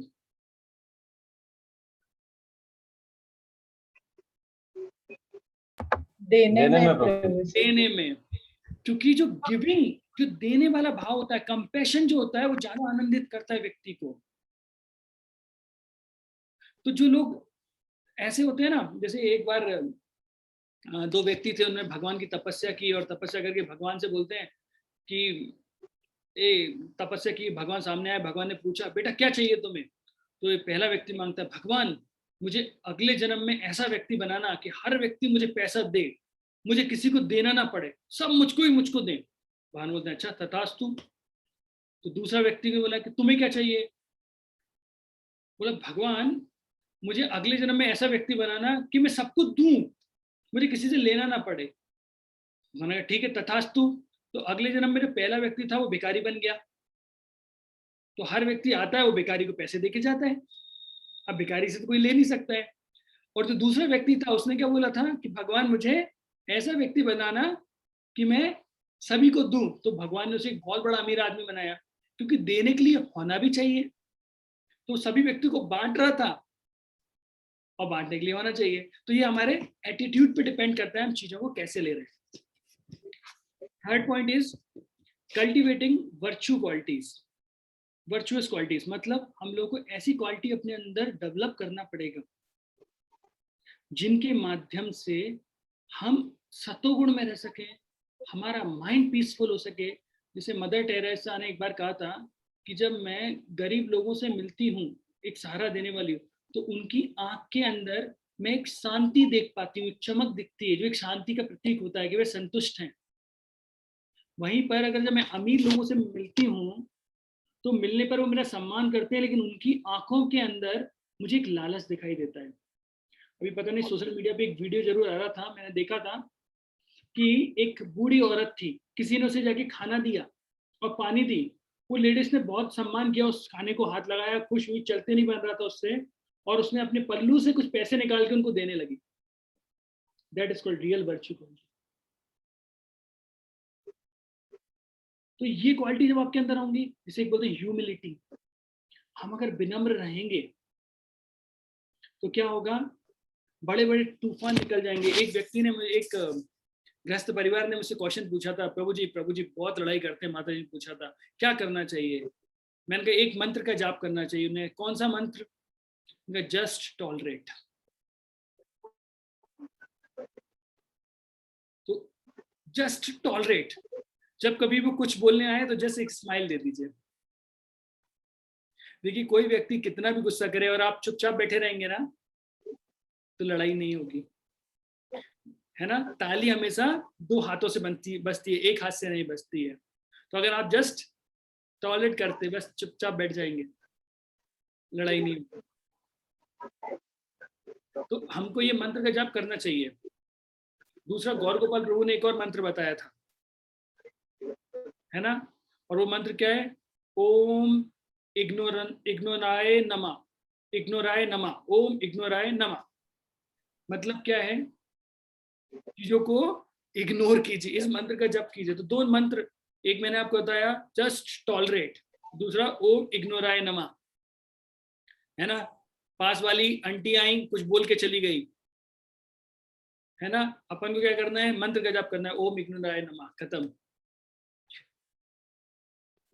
है ना। हम नई कार लेके आए, वो कार की चमक पड़ोसी की आंखों में दिखी ईर्ष्या के भाव में, और वो उनका ग्लोरिफिकेशन उन्होंने अब चेहरे से किया अपने शब्दों के द्वारा। तो जो शब्द हैं वो हमारे हृदय में जाते हैं, उस समय हमें मंत्र का जाप करना चाहिए, ओम इग्नोराय नमः। वरना क्या होगी? झगड़ा होगा। पहले से बोलते ना, ऐसी बाणी बोलिए, है ना, वैसे है ना, ऐसी बाणी बोलिए जम के झगड़ा होए, है ना, अपना तो सिर फूटे ही सामने वाले का भी होए, ऐसे ना। तो ऐसा नहीं करना चाहिए, हमें ऐसी बाणी नहीं बोलना है। तो ये वर्च्यू, विनम्रता का भाव हमको रखना है। जितना हम विनम्र रहेंगे उतने आगे बढ़ेंगे। और बताते हैं ना कि जो पेड़ होते हैं या फलदार पेड़ जो होते हैं वो झुके हुए रहते हैं। तो स्ट्रेस भी हमें कम हो जाएगा। मैं जब आईआईटी प्रिपरेशन कर रहा था तो मुझे सर ने एक बहुत अच्छा बताया था कि बेटा तैयारी हमेशा फर्स्ट के अकॉर्डिंग करना चाहिए, कि आपको फर्स्ट रैंक आपकी आएगी, उतनी पढ़ाई आपको करना चाहिए, लेकिन एक्सपेक्टेशन रैंकिंग की हमेशा लास्ट की रखनी चाहिए। Preparation for best and expectation for worst. जैसे आप ये करना चालू करते हैं तो आपके अंदर से जो स्ट्रेस का लेवल है वो कम हो जाता है। मतलब आपने पढ़ाई तो ऐसी की कि फर्स्ट रैंक आए, लेकिन आपकी एक्सपेक्टेशन है कि मेरी लास्ट रैंक आएगी। तो उन्होंने बोला कि तुम्हारा नंबर, हमें टेंशन कब होती है पता है आपको? दो टाइप के स्टूडेंट होते हैं। एक स्टूडेंट जो होते हैं वो अपना नाम चालू करते हैं रैंकिंग फर्स्ट से देखना, पहला, दूसरा, तीसरा, चौथा, पांचवा, 10वें नंबर पे आया, बाप रे, तो उसे टेंशन हो जाती है। और एक होता है जो उल्टे से देखना चालू करता है, 300, 299, 298 करते करते करते करते करते देखता है 10वें नंबर पे, हाँ पर इतने लोगों से ऊपर हूं मैं, तो स्ट्रेस का लेवल ही खत्म हो जाता है उसका, है ना। तो स्ट्रेस तो डिपेंड करेगा, कभी टॉपर की ए की जगह मतलब A+ की जगह A आ जाता है तो बेचारे को टेंशन हो जाता है, लड़कियां है ना। तो एक बार एक कामनी थी, तो कामनी बहुत रो रही थी, कामनी जोर जोर से रो रही थी, बहुत रो रही थी। तो कामनी का जो एक दोस्त था वो आके बोलता है, कामनी क्या हुआ, क्यों रो रही हो? बोला नहीं, बोला बोला क्या हुआ बताओ ना, बोला मेरा रिजल्ट आ गया। तो बोला मुझे 90% बनी है केवल। तो वो दोस्त बोलता है, कामनी शर्म कर, शर्म, तू 90% में रो रही है, इतने 90% में तो हम जैसे 3 लोग पास हो जाते हैं। तो कई बार क्या होता है, ये अपने अपने एटीट्यूड पे है कि एक 90% पे भी रोता है और एक व्यक्ति 30% पे भी खुश हो जाता है। लेकिन मैं सलाह नहीं दूंगा कि आप 30% पे खुश रहें, 90 बनाइए। तो दूसरी क्वालिटी होती है आपकी सेल्फलेस। तो हमें जो भी काम करना चाहिए सेल्फलेस करना चाहिए। अगर आप सोचेंगे कि मैं जो काम कर रहा हूँ उसके प्रति मुझको रिजल्ट वापस मिले, तो क्या होगा आपको पता है? तो आपको टेंशन होगी। जैसे मान लीजिए आपने घर पे खाना बनाया और आपने एक्सपेक्टेशन लगा ली है कि मैं इतनी अच्छी पनीर की सब्जी बना रही हूँ, इतनी अच्छी सब्जी बना, ये सब कुछ मैंने बनाया है, और मेरे हस्बैंड जैसे ही आएंगे और वो टेबल पे बैठते ही कहेंगे, वाह क्या सब्जी है, ये तो लग रहा है कि मतलब इस संसार की है ही नहीं, आउट ऑफ द वर्ल्ड है, देवताओं को जो भोजन प्राप्त। अब आपने एक्सपेक्टेशन ये बनाई, अब हस्बैंड आते हैं, हस्बैंड टेबल पे बैठते हैं, उसने पहला जैसे ही निवाला लिया उसमें कंकड़ आ जाता है, क्या है ये? तो हम स्वर्ग से सीधा पाताल के अंदर प्रवेश कर जाते हैं। अभी मैंने इतने प्रेम से, तो एक्सपेक्टेशन हमें रियल स्टेट पे रखनी चाहिए, रियल लेवल पे बना रहे हैं, अच्छी बात है। हस्बैंड जब ग्लोरीफाई करेगा तो बहुत अच्छी बात है, नहीं करेंगे तो भी कोई बात नहीं है, मेरी तो ड्यूटी है। तो आपने ड्यूटीफुल अगर आपने काम किया और हस्बैंड ने खाया, उसने बोला वेरी गुड, कितना अच्छा बना है, देखिए आपके हार्ट पे कितना अच्छा सेटिस्फेक्शन मिलेगा। लेकिन अगर एक्सपेक्टेशन पहले से होने लगी कि ये स्वर्गिक तुल्य अमृत का मुझे आस्वादन हो रहा है, तो फिर तो परेशानी हो जाएगी। फॉरगिवनेस मतलब व्यक्ति को छोटी छोटी चीजों पे माफ कर देना चाहिए। ऐसा बताते हैं ना कि जब भी कोई गलती करता है तो हमें माफ कर देना चाहिए।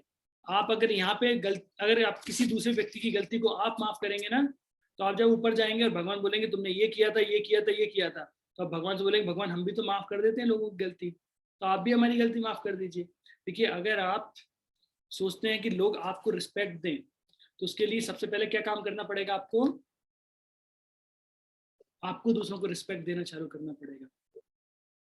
आप चाहते हो कि लोग आपसे साथ अच्छा व्यवहार करें, तो उसके लिए आपको पहले दूसरों से अच्छा व्यवहार करना पड़ेगा, ठीक है। और आप चाहते हैं कि हमने इतने करोड़ों जन्मों तक इतने पाप कर्म किए हैं, इतने लोगों को कष्ट दिया है, और भगवान उन पापों से हमें क्षमा दे दें, हमें माफ कर दें, तो आपको भी वो क्वालिटी अपने अंदर डेवलप करनी पड़ेगी। आपको भी दूसरों को माफ करना पड़ेगा। जब तक आप दूसरों को माफ नहीं करेंगे, ये क्षमा वाली क्वालिटी नहीं अपनाएंगे, तब तक आप भगवान से कैसे एक्सपेक्टेशन रखेंगे। लास्ट है रिलेशनशिप। ऐसा बोलते हैं दर्द बांटने से कम होता है और खुशियां बांटने से बढ़ती हैं। कई बार हम ये जो अपना दर्द है हृदय में छुपाते हैं, और वो हृदय का जो दर्द होता है ना, वही तनाव के रूप में बाहर निकलता है, और उसका परिणाम व्यक्ति की मृत्यु और सब कुछ हो जाती है। मैंने ऐसा देखा है, टेक्निकल इतना एडवांसमेंट हो गया है कि हमारे अंदर किसी से बात करने की भी इच्छा नहीं होती है। अगर किसी का बर्थडे होता है तो हम उसको मैसेज कर देते हैं हैप्पी बर्थडे, है ना। तो एक्चुअली आपके पास हो सकता है साल भर समय नहीं है, लेकिन उस दिन तो एटलीस्ट हम उसे फोन करके बोल सकते हैं। मैसेज का सारा कब लेना चाहिए?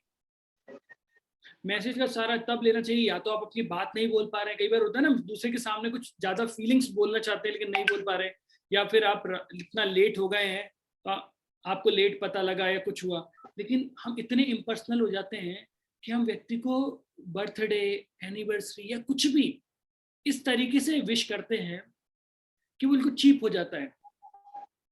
और क्या होता है, सामने वाला भी हमें वैसे ही रेसिप्रोकेट करता है। तो कल जब हमें परेशानी होती है तो हम सोचते हैं कोई मेरे चारों तरफ नहीं, मेरा कोई दोस्त नहीं है। तो क्या आपने वो रिलेशनशिप बनाया था?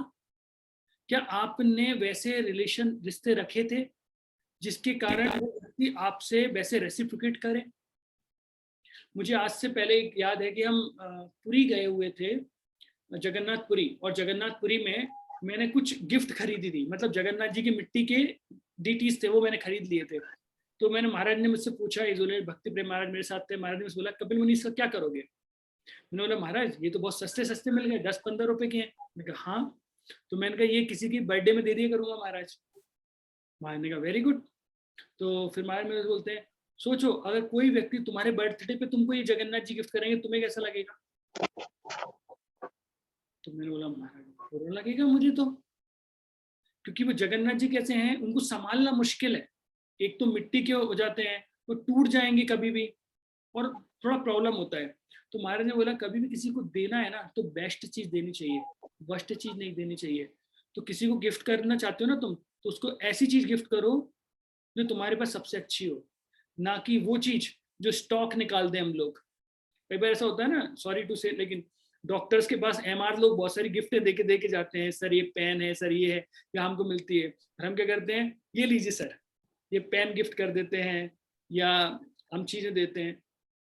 ये वर्स्ट तरीका है या बेस्ट तरीका है? तो आपको देखना पड़ेगा हम क्या दे रहे हैं। तो रिलेशनशिप में जितना आप इनपुट देंगे, आप मतलब जितना आप क्रेडिट करेंगे, उतना ही डेबिट आपको मिलेगा। और ये आपकी ये जो बोल सकते हैं मानसिक स्तर है, उसको भी ऊपर उठाएंगे। क्योंकि जब आपको परेशानी होती है और चारों तरफ से लोग आपको घिरे हुए होते हैं कि चिंता मत कर हम साथ में हैं, तो फिर क्या होता है, वो तनाव खत्म हो जाता है। आप सोचिए, एक केस स्टडी में आपको बताता हूँ। मान लीजिए कोई व्यक्ति को सुसाइड का थॉट आ रहा है, तो सुसाइड वो अकेले में करेगा या सबके साथ करेगा? अकेले में करेगा, है ना। अगर मान लीजिए उसके रिलेशनशिप ऐसे हैं कि उसके चेहरे को देख के लोग रीड कर सकते हैं कि व्यक्ति टेंशन में, हमें इसको सपोर्ट करना चाहिए और उसको अकेले ही ना छोड़ें, तो क्या होता है, जो चीजें उसकी एकदम इंस्टेंट जो फीलिंग्स आती हैं और आपने उसको दबा दिया, उसको सहारा दिया, तो व्यक्ति बच जाता है। जो उसको बहुमूल्य जो मनुष्य जीवन मिला था वो बच जाता है। तो मैंने आपको बताया था चिंता और चिता के बारे में, कि चिंता जो होती है वो व्यक्ति को पल पल जलाती है, और चिता जो होती है वो एक बार में जलाती है।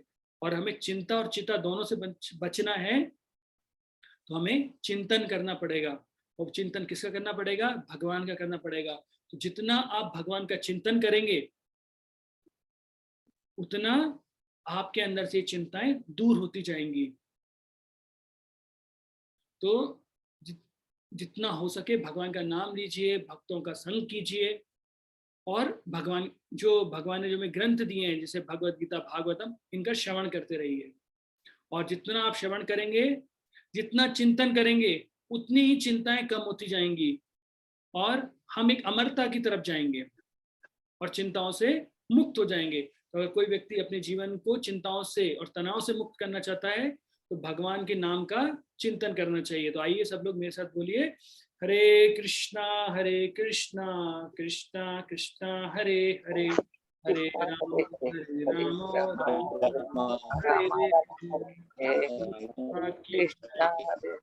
बहुत बहुत धन्यवाद आपका इतना पेशेंसली सुनने के लिए। क्षमा कीजिएगा मुझे, मैंने आपका समय ज्यादा ले लिया। हरे राम राम राम हरे हरे। तो अगर किसी का कोई प्रश्न है तो प्रश्न कर सकते हैं।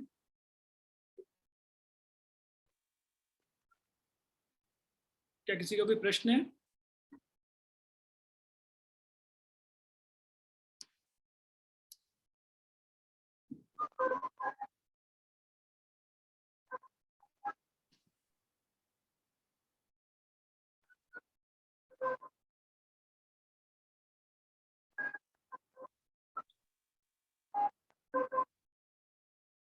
ठीक है, अगर प्रभु जी हरे कृष्णा। हरे कृष्ण प्रभु जी। जी प्रभु जी। आपने प्रभु जी चिंता के बारे में इतना डिटेल में बताया, आपको बहुत बहुत धन्यवाद। चिंता ज्यादातर आपको ऐसा क्यों होता है कि जो आपके डिपेंडेंट होते हैं उन्हीं से मिलती है, और जो आपके इंटरेस्ट में होते हैं, जिसका आपसे इंटरेस्ट जुड़ा हुआ होता है, उसी से आपको चिंता होती है, अदरवाइज दूसरे से चिंता नहीं होती। ऐसा क्यों होता है? प्रभु जी इसका कारण होता है आसक्ति। आसक्ति। आसक्ति, तो आसक्ति का कारण क्या होता है प्रभु जी? जिन व्यक्तियों से आपकी आसक्ति अर्थात बंध जुड़ जाते हैं, और वो बंध के कारण ही, जैसे समझ लीजिए एक ऐसी डोर है जो आपसे जुड़ गई है, अब जब जब वो डोर खींचेगी तो आपको खिंचाव फील होगा। जैसे मान लीजिए हजारों लोगों को कोरोना हो रहा है, हमने पहले भी सुना कि कोरोना हुआ, ये गए वो गए, लेकिन हमारे आंख में एक आंसू भी नहीं आता है। लेकिन जैसे हमने अपने नियर एंड डियर के बारे में सुना तो वैसे हमें रोना चालू कर देते हैं। तो उसका कारण ही होता है आसक्ति प्रभु जी। तो जितनी हमारी इस संसार से आसक्ति रहेगी, लोगों से आसक्ति रहेगी, उतनी हमको दुख होगा प्रभु। और जैसे ही आप इन आसक्तियों से दूर हट उठेंगे तो वैसे ही क्या होगा प्रभु जी? ये सारी चीजें, इनको बोलते हैं वो आसक्ति कारण एक मोह का पास हो जाता है।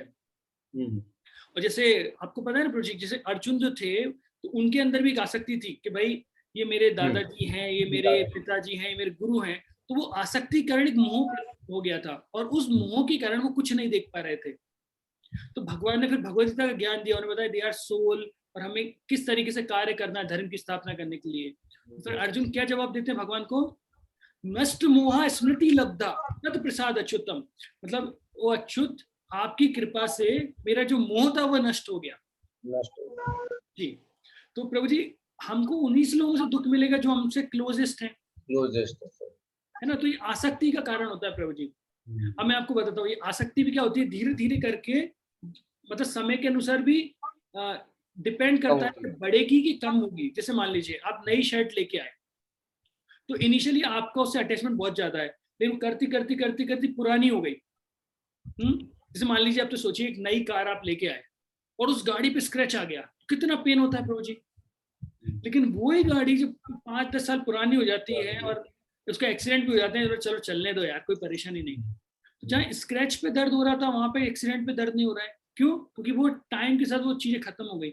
लेकिन वही हमारे रिश्तों में क्या होता है प्रभु जी, रिश्ते जितने गाढ़े होते जाते हैं, जितना ज्यादा समय आप देते जाओगे उतने आसक्ति ज्यादा बनते जाएंगे।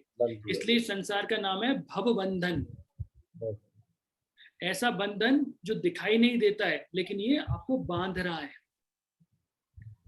आपका परिवार जितना बढ़ता जाएगा, देखिए पहले आप मुझे नहीं जानते थे, लेकिन अभी हम कृष्णा कॉन्शियसनेस फैमिली में जुड़ गए, तो अब मेरे जुड़ने के कारण अगर मुझे कुछ होता है तो तब भी आपको दुख होगा, क्योंकि अभी हम लोग जुड़ गए हैं। तो ये जो बंधन है वो एक और हमसे आ गया है। ठीक है प्रभु जी? ठीक है प्रभु, हरे कृष्ण।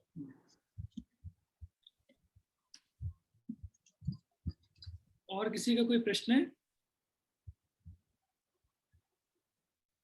प्रभात से व्यस्त प्रभु ने शायद हाथ उठाया था।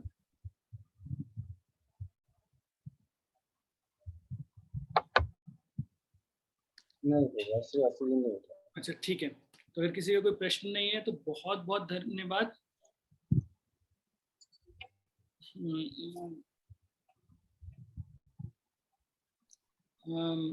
कोई मोना माता जी ने लिखा है कि मेरी बहुत सारी समस्याओं का हल मुझे मिल गया। अरे तो एक्चुअली केवल भगवान के नाम का जप करने से ही समस्या का हल हमको मिल जाता है। तो अच्छी बात है, आपको भगवान के नाम में इतना विश्वास है और आपको मिल रहा है। तो बहुत बहुत धन्यवाद आप सभी का, इतने धैर्यपूर्वक ये सब चीज़ों को सुनने के लिए। तो अब हम लोग फिर अगले बुधवार को मिलते हैं और फिर हमारा जो अंतिम लेक्चर है वो हम लोग डिस्कस करेंगे। तो बहुत बहुत धन्यवाद आप सबका इतना धैर्यपूर्वक श्रवण करने के लिए। जगत गुरु श्री प्रभुपाद की जय, भक्तवृंद की जय, नागदा भक्तवृंद की जय, कपिल मुनि प्रभु जी की जय। धन्यवाद, प्रणाम प्रभु जी, धन्यवाद। हरे कृष्ण,